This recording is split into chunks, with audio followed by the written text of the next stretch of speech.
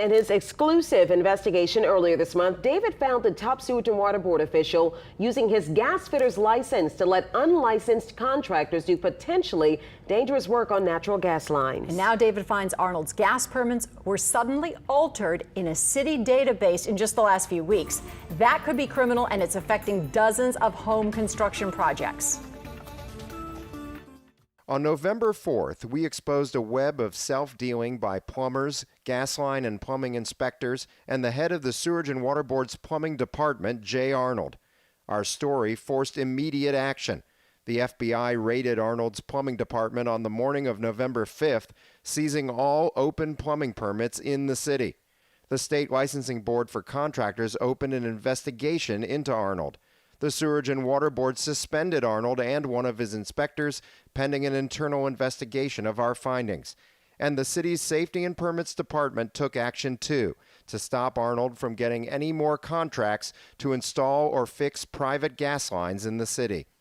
But now we've discovered improper activity involving Arnold's licenses and permits continued, even after the FBI raid and suspensions. Sometime in the 10 days leading up to Thanksgiving, the name was changed on all 81 of Arnold's open gas permits, on one of his closed permits, and even on some of his expired licenses.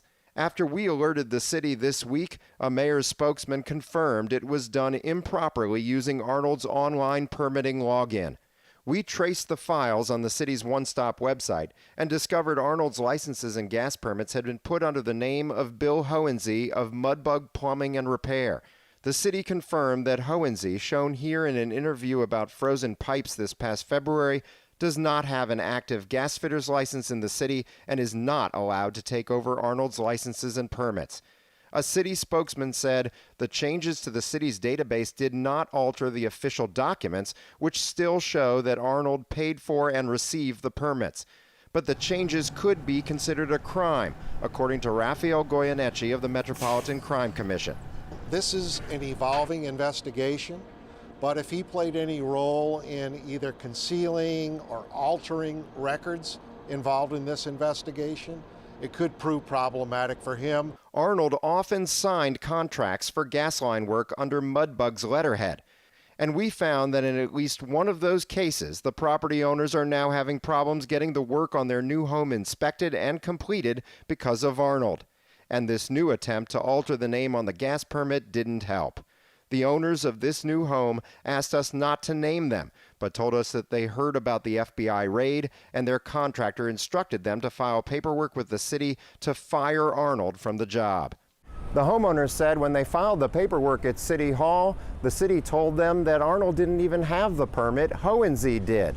That meant they had to file another letter on Thanksgiving Day firing Hohensee, someone they'd never even heard of.